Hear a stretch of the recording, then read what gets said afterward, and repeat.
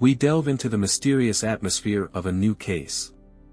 Despite the abundance of evil around us, this world is held together solely by kindness. There are people who, by their very nature, strive to help everyone and anyone. But they always risk encountering parasites, and we will have to meet one such person. Today's story is about how a person's sincere kindness led to a brutal murder. On April 29, 2018, the body of a woman, floating face down, slowly drifted along the currents of the Lane Cove River, barely visible above the water's surface. It washed ashore near Sydney Harbour, in Tralee, and witnesses immediately called the police. Detectives started an investigation, trying to find out who was responsible for this cruel crime. During the preliminary examination, the detectives quickly concluded that this was not an accidental death. On the victim's arms and body, bruises were visible, characteristic of injuries sustained during self-defense. The deceased was dressed in khaki pants, and her pockets were tightly stuffed with stones. This was clearly done intentionally by someone else, hoping that the weight of the stones would never allow the body to float to the surface. However, the killer miscalculated, and the body still made itself known. The police started the first important stage, identifying the victim. At that point, they already had information about the disappearance of 38-year-old Cecilia Haddad, and the victim closely resembled her. Cecilia had reported that she was going to the mountains and suddenly stopped communicating on April 28. No one could believe that the responsible Cecilia would so abruptly cancel all her important affairs and change her plans. Therefore, her loved ones turned to the police. The examination confirmed that the body found in the water belonged to Cecilia. The deceased was last seen alive just a day before her death. She was at a barbecue with friends, and after returning home, she called them. After that, no more messages or calls came from her mobile phone. No one could contact her, so they immediately suspected something was wrong. The woman was supposed to be present at several meetings that day but was absent and ignored messages and calls. All this was uncharacteristic of a successful businesswoman, but her loved ones knew that she had to escort her stalker to the plane, and after that, she disappeared, so they gave this lead to the police. Forensic experts conducted an autopsy of the body. They established that the woman died from strangulation. Also, numerous traces of struggle were found on her hands, as she desperately resisted during the attack. The investigation quickly made it possible to find out who was the culprit of the crime. In many ways, this happened because Interpol joined the work, and the investigation reached an international level. The murder of the woman caused a wide public outcry, including due to her fame in business circles and among volunteers. The crime was covered on several international TV channels. From the very beginning of the investigation, the police learned from Cecilia's friends about the possible involvement of her ex-boyfriend Mario in the woman's death. Therefore, they began to carefully study their connection. Cecilia Haddad was originally from Brazil and later moved to Australia. Here she took the position of director of a mining company. The woman was smart and independent. By the age of 38, she had not yet started a family or had children. All this was waiting for her ahead, but these plans were brutally cut short. In recent years, Cecilia was engaged in business and lived as she pleased. While still living in Brazil, she became an employee of a local mining company located in Rio de Janeiro. It was a well-known organization that was not easy to get into. However, her persistent character and unusual intelligence allowed Cecilia to get a job, fit into the team, and quickly establish herself as a first-class specialist. In 2007, she moved to Australia, where she became a logistics manager in the same industry. Cecilia worked for a long time building her career and gaining experience until, after 9 years in 2016, she opened her own firm. She offered consultations to Australians and newcomers who were going to start a business. Cecilia's move was part of a large migration wave. In the mid-1970s, Brazilian professionals flocked to Australia, as well as to other parts of the world. This was facilitated by the country's government program, which created favorable conditions for the development of economic ties between other states and even continents. Cecilia began participating in this program much later, but this even contributed to success. For example, out of 1,000 people, she already knew what difficulties she would face. One of the key problems was the language barrier, as her native language was Portuguese. However, for the ambitious Cecilia, the language barrier did not become an insurmountable obstacle. She immediately set about improving her English. Cecilia had a solid education, being a graduate of the Catholic University of Rio de Janeiro. First, she obtained a bachelor's degree, and then a master's degree. At the time of the tragedy, the entrepreneur was fluent in English, Portuguese, and Spanish. Despite her high level of education, she constantly sought to improve her qualifications. That is why the woman continued her studies in Australia, receiving accreditation from the Melbourne Business School and the University of Tasmania. Cecilia had a short marriage that ended in an amicable divorce, and she maintained a friendly relationship with her ex-husband. Cecilia maintained contacts with all the people she managed to meet, including her ex, but on a friendly note.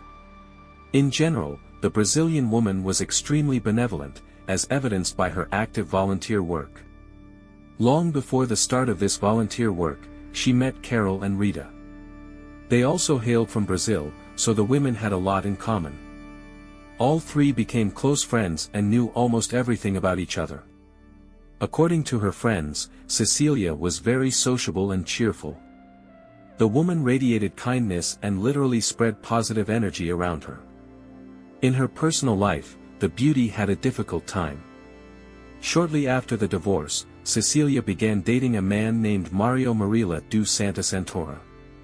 He was 7 years older than his beloved and was 45 years old at the time of the events described. By profession, the man was an engineer and met her back in Rio de Janeiro when they were both studying in college. However, before that, Mario was unemployed for a long time, and his life was going downhill. When he found out that his more successful girlfriend was going to start a new life in Sydney, it broke his heart. They communicated for a long time via the internet, and after her divorce, she actually moved him to Australia. Here the couple maintained a relationship for some time. Mario got a job as an engineer, and things were going well. But quite quickly after the move, discord began, so Cecilia decided to break up with her boyfriend. Her friends suggested that this was due to her lover's bad character. He was a manipulator and sought to completely control the woman. It seemed that she was starting a new life and decided to free herself for new achievements. However, Mario perceived what was happening in a completely different way. For him, the breakup was a real shock. He could not calmly live on. At first, Mario constantly came to his ex, begged for forgiveness, and tried in every possible way to restore the relationship. Realizing that nothing would work out, he began to stalk the woman and repeatedly threatened violence. The situation escalated to the limit. One day he burst into Cecilia's own apartment. Fortunately, she managed to react in time and escape to the bedroom, where she barricaded the door with furniture. While the manipulator was trying to break in, she chased him away with shouts and begged him to stop this madness. Despite what happened, she still treated him with kindness, and this kindness ultimately led her to the grave. After this attack, she did not go to the police, because she sincerely did not believe that Mario was capable of causing her physical harm. But, as you know, impunity does not make criminals better. Mario turned her life into a real nightmare. After the breakup, with each meeting, he controlled himself less and less. The stalking intensified about a week before Cecilia's body was found in a quiet bay. To avoid communication with her inadequate ex-boyfriend, she temporarily moved in with her friends Carol and Rita. Learning about the incident with the attack in the apartment, the women advised Cecilia not to return home. They suggested that she stay with them, and in the morning go to the police station, and Cecilia agreed.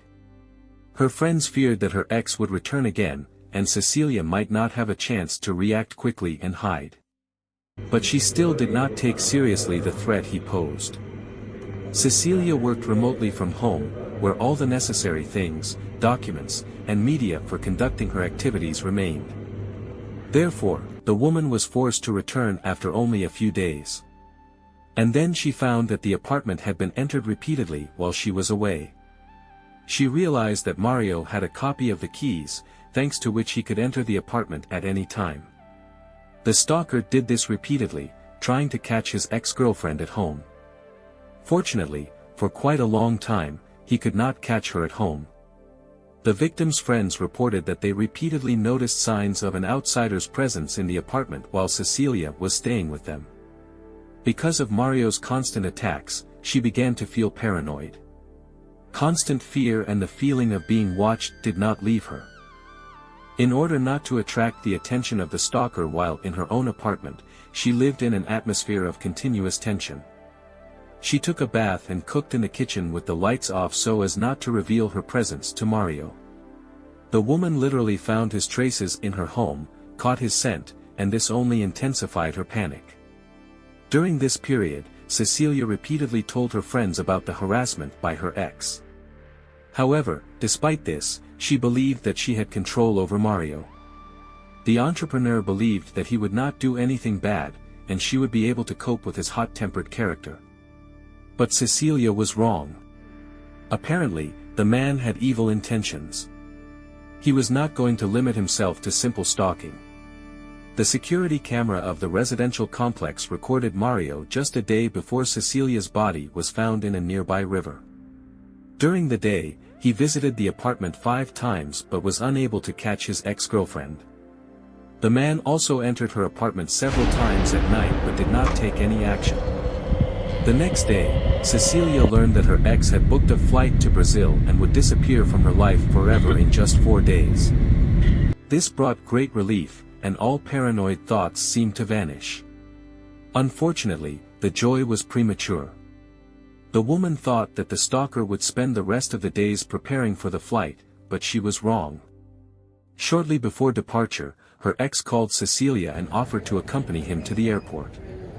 She agreed and told her friends about it. Hello. Of course, no one approved of this idea. How are you? Cecilia believed that this was the only way she could feel completely safe, by seeing with her own eyes how the tormentor was leaving the country forever. The woman was sure that a public place would prevent her ex from behaving inappropriately towards her, and everything, in her opinion, should have gone smoothly. However, everything did not go according to plan. His shoes were found on the shore. They were soaking wet. For some reason, he left them here, and returned to his victim's house barefoot. There, the ex-boyfriend changed into pre-prepared clothes. The police made sure that the shoes found belonged to the perpetrator, as he was wearing the same ones in the morning footage from the security cameras. The signals of the killer's mobile phone were checked. As it turned out, he was indeed in the area where the body was found after the massacre. In the victim's car, which the criminal used, a large number of sand traces were also found.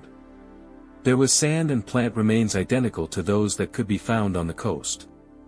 After conducting analyses, there was no doubt about Mario's involvement in her death. The man was tracked until the moment he boarded the plane. Mario arrived in Rio de Janeiro the next day, April 29th. This happened just 2 hours after the woman's body was found in Australia. It became known that he used the services of an Uber taxi to get to his destination and leave the country. The detectives met with the driver of that car to ask him about the passenger's condition and behavior. Fortunately for the investigation, this man had a photographic memory and provided invaluable assistance in the work of the special services. According to him, on the way to the airport, Mario asked to make a small detour and drive over the river. When the car was driving across the bridge, he lowered the window and threw something that looked like a bunch of keys out the window. These were probably the same duplicates that he used to freely access his ex-girlfriend's apartment, as well as her own keys. Apparently, in this way, he wanted to buy time before the detectives could get to the victim's apartment. He got a small head start, and it was enough to escape. Forensic experts carefully examined the entire coast, as well as the bottom of the reservoir with the help of divers. As a result, they managed to find the same bunch of keys, as well as a small carrying case that was stolen from Cecilia. It had a keychain with the image of Jesus Christ. The woman's friends recognized the accessory, as she never parted with it. Cecilia was very religious. This investigation was quite intensive but stalled at the stage of collecting and viewing footage from surveillance cameras in the city. Nevertheless, thanks to a scrupulous approach, it was possible to fully track the man's movements on all the cameras that fell on his winding path. As it turned out, Mario drove quite a long time near the river, looking for the most convenient place to get rid of the body. After a careful search, he chose one of the most deserted places in the city, where there was practically no risk of encountering random witnesses. The detectives carefully recreated the criminal's path, simultaneously looking for evidence of his involvement in the murder. It was established that his mobile phone was last recorded in the river area around 11 a.m. This indicates that after the murder, he disposed of the body in a fairly narrow time frame. Just 20 minutes later, he came into the view of the surveillance camera of his house, to which he returned in the victim's car. He left wet footprints that are clearly visible in the recording. This confirmed the assumption that he left his shoes on the riverbank and drove away in his socks. Apparently, the manipulator got his feet wet when he threw his ex-girlfriend into the water. Arriving home, he threw his clothes into the washing machine, as he wanted to get rid of any evidence that could link him to the victim. Mario also carefully covered his tracks using Cecilia's mobile phone. He sent messages to some of her friends and relatives, informing them that she was going to the Blue Mountains for a few days. To make this story look more plausible, Mario left her car near the train station where she allegedly boarded the train. Everything was done according to the fictional legend. However, while the criminal was doing all this, he did not suspect that he had gotten into the view of dozens of street cameras. Watching the video recordings, the police made sure that it was Mario who was driving her recognizable car, a red Fiat. It was he who tried to cover his tracks. It was possible to reconstruct the chronology of events of that fatal day down to the minute. At 6:30 a.m. on April 28, 2018, Mario Santoro left his house. He lived just a 10-minute walk from Cecilia, so he got to her apartment on foot. Here the man contacted her through the intercom and said that he wanted to come in to discuss the last issues that were bothering him before flying to his homeland. Cecilia understood that it was dangerous, so she did not agree. She said that she would be ready to talk only after she went outside. However, Mario did not agree with her wish and insisted on entering. Cecilia cut off communication with him. The man remained outside her house for some more time. After 10 a.m., Mario used his key to the house door to enter the complex and go up to the floor of his ex-girlfriend's apartment. The stalker began to break in, and the woman again tried to stop him. But the man still broke in and attacked her. According to the results of the forensic examination, the ex-boyfriend strangled Cecilia, then wrapped the body in a sheet and calmly carried it to the parking lot. No one saw him leave the apartment building, so he was able to reach the woman's car unhindered to put the body in the trunk. Then Mario got behind the wheel and drove about 10 kilometers to the Lane Cove River, put stones in his victim's pockets, and then threw the body into the river. Of course, the criminal expected it to sink. After that, Mario returned to the victim's apartment, cleaned up all the traces, and went to his place to take everything necessary for the flight. Here the man calmly changed clothes and then went to pack his suitcases. All this time, Mario used the murdered woman's car. No one suspected that a strange man could be behind the wheel of a frail woman's car. Having collected all the necessary evidence, the police in Australia were able to convincingly prove Mario's involvement in the murder. All this was transferred to the Brazilian police, who began searching for the criminal. Thanks to this, on July 7, 2018, Mario Santoro was detained by the police in Rio de Janeiro. At that time, he was at a friend's house, celebrating his arrival. The criminal surrendered without resistance. After that, Mario was taken to a police station in the western part of Rio. At first, the criminal denied his involvement. However, the investigators were very persistent and relied on a set of evidence collected by the police in Australia. In the end, faced with irrefutable evidence, Mario confessed to the murder. However, he refused to admit that it was a deliberate attack. According to him, the man came to her apartment to pick up his passport. This was necessary for the flight to his home country. However, Cecilia began to argue with him and prevented him from taking the documents.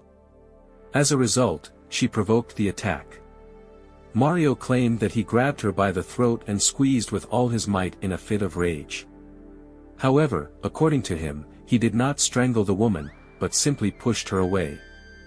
The victim fell, and according to the attacker, at that moment she could have hit her head hard on the floor.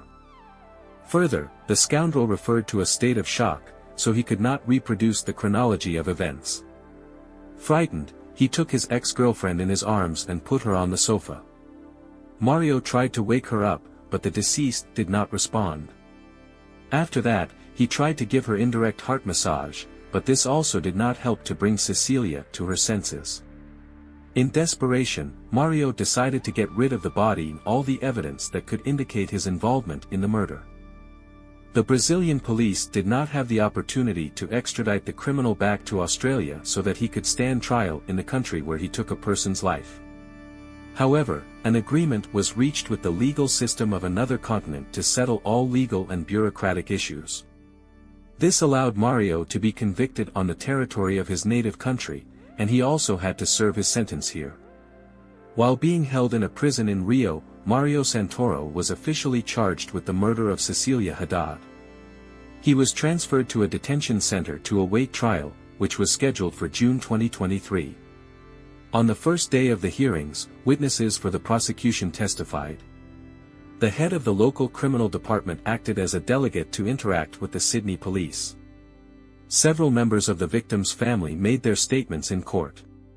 According to the mother and several other relatives, after Cecilia's death, Mario used her mobile phone and messengers to impersonate the victim. The criminal tried to calm people who were worried about the inability to contact the woman. Obviously, he did this to hide traces of the crime and gain time sufficient to be sent to Brazil. It was proven that all this time Cecilia refused to inform the police about the behavior of her stalker. This was due to the fact that she was sure that Mario would not harm her. In addition, she did not want to involve police officers, since her ex was in the country on a student visa. In fact, this made his stay in Sydney illegal and could cause problems for him. And in vain she felt sorry for him. If he had aroused suspicion that he was dangerous to society, he could have been immediately deported to Brazil, and then the tragedy could have been avoided. Once again, kindness became the cause of impunity. The criminal behaved more and more impudently and brazenly, believing that nothing would happen to him, and that's how he crossed the forbidden line.